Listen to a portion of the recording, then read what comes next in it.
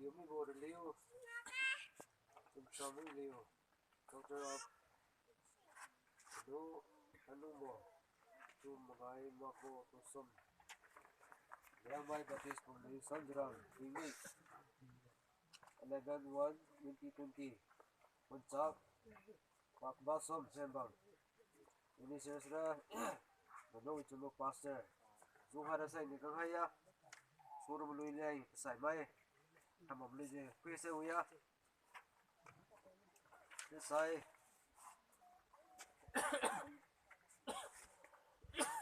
Chulei Chulum Sai Surum Zai na King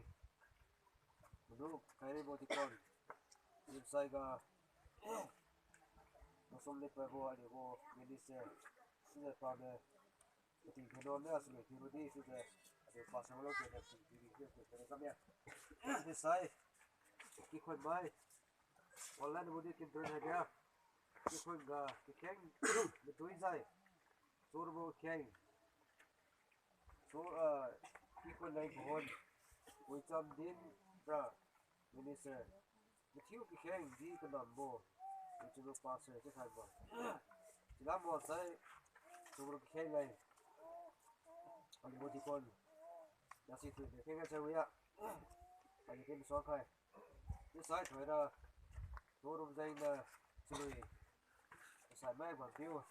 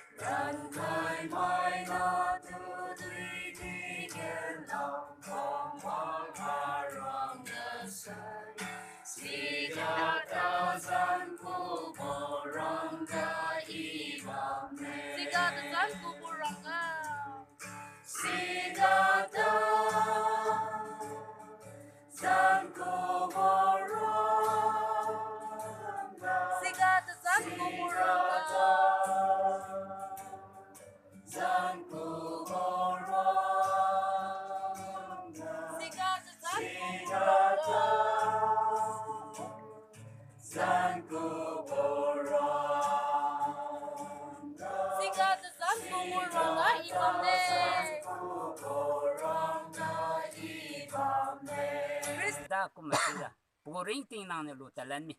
hachiza pa ne somkhai diabo papiu pui pci pikina mai patu kong long sa mai dung patu mangai ma bo tu som hai se le khaira leng chiza macha khaibo nine samziuram thai nai wang tang kulubo kumjiu ana lupiu tingwang na bisu kisa janga ko ni tenge amen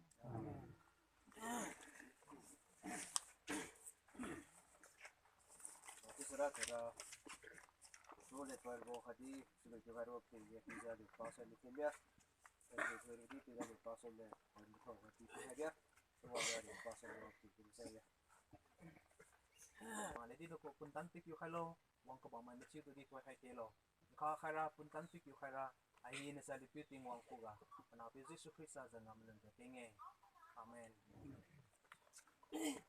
Alikina putu alikina Chamchangwiliu hai tu mani taobo Tosom hai je wichunbo Pastor Marenmai Baptist from samziuram inio alipiu tingwang na pe Jesu Krista kadim sanbo ki puina jang so leka ko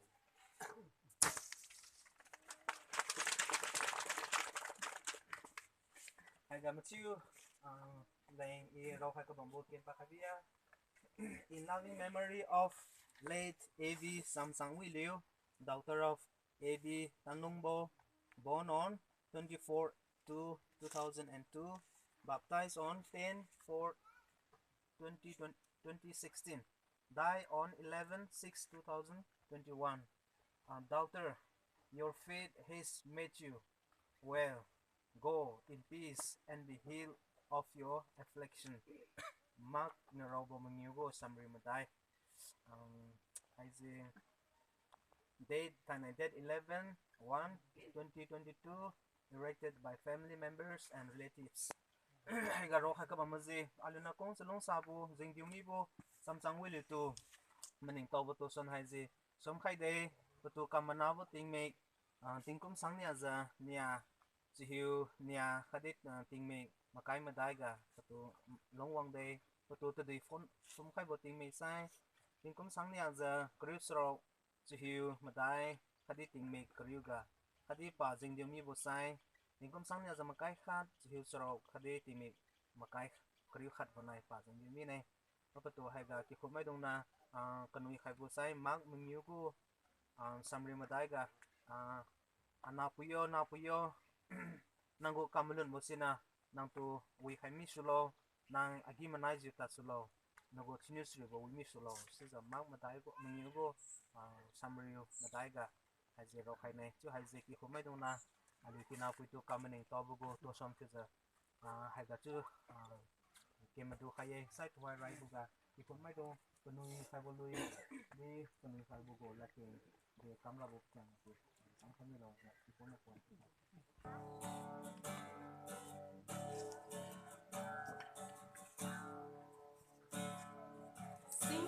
sing bon rocket kadi kauri dung si poko kadi bon kiwa Peren we bore robin dung di was you ben bon siu di oka kaka so hamiye follow my land around taobo nan lage ting te rabi kuga lung sambam ne siga lobo ram na bam lage Zion still deep pain on me there. Baka kalenge ka di ram na bo aliu chun sa mo si di amine. Kumbo sing na may mundo Nagaland mo na'y sa mi tui si sang mine ano may ram na buong lalagi hindi rapi ugalong sambang Siga kabo, ram na bam lage, Zion liti siu ting te lumine. Sumi bo di nai di, kung si kiu mi, wila jitsil di mangai kiu lula. Taobo we go, sa sing sa cha, riu bo ram na, sai bo bam na, lagi si bo bam ga. Balum mai le, ram na bo bam na lagi, ting ting rapi. Ugalong sambang ne, siga kabo, ram na bam lage, Zion liti siu ting te lumine.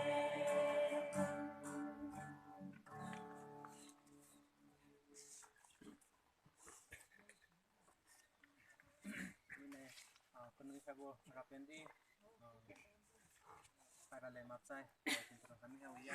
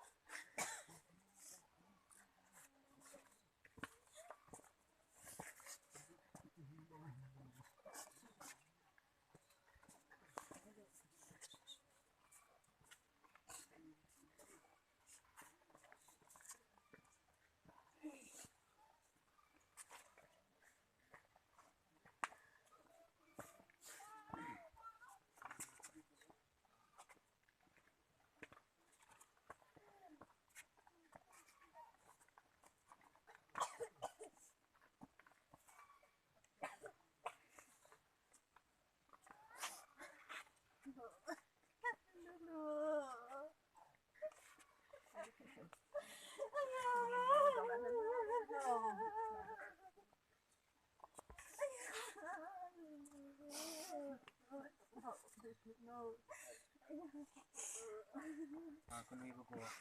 dùng làm phát làm anh chịu việc à Rafigo thời đông khai bút chiều lâu ra đi bắt cái xa liều rồi ra Bible là kinh ở đây kiên luôn ra để cái kinh không phải luôn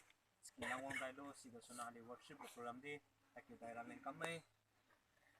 thế này aliu na kongbo aliu kinapui Chamchangwiliu tu mangai mabu khadi selong kasabu Tosom ne pabugali khaibo-e value website mark na robo kriu Niuwangbo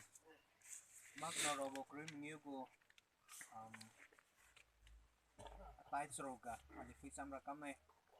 mark na robo kriu Niuwangbo tai sroga Joseph Niu papumsi 1 kilo ziu sisi fainoi niu maziu khailu ziu tuga bung khaibo rauga bai khaimi dai siga paniu sarausi tu kdibu khaniu kalasin khaimi dai mark na robo kriu Niuwangbo tai sroga tu zaro khai Jesu Christa di piriga longwang loza ali non mai dongjing mana pa juriu akheng khaloza pa sai khaye pa sai khai bonai si de chumilo stiwe sai kalai wibo piu khadi long ko wibo piu pa khai palia ka wibo piu aramatias maigo aramatias ka bambo zo sa kazina Jesu pomze sinsai ga so khwai kyu loza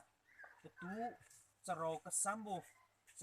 ga se khai dai siga se Jesu tu fainoi na mazut khaluza maziu khaluza khai dai khadi shibu charo haiza tu na gom nam khai dai kalasim khai dai suza khai nai Bible ga ali pui sang awe Jesu tu kong mo piu Jesu tu selong ka sabo piu sina aramatias ga bambo Joseph haizena Jesu tu bai khai bonai je parau leng ka san bu ga khai dai hadi siga je tu na kalasim khai dai stibu je ali no luwe Jesus mai dong go ra singa pui sai tu haizena paliu na ka kongbu masai wa mangai lu la bu ga tu haizena pali somkhai khai jo kamai sikon jan thanai Jesu Christa saivonai ta di aramatias ga bambo Joseph haizena Jesu tu vai khai loza tu na kala simang khai kami boje ali vai ga suno we thanai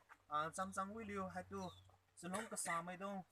apo pui ba piu si sin na mai dong na patu selong ka sa go madan chu jan thanai patu to som haiza ka ba mai ara piu Jesu Christa na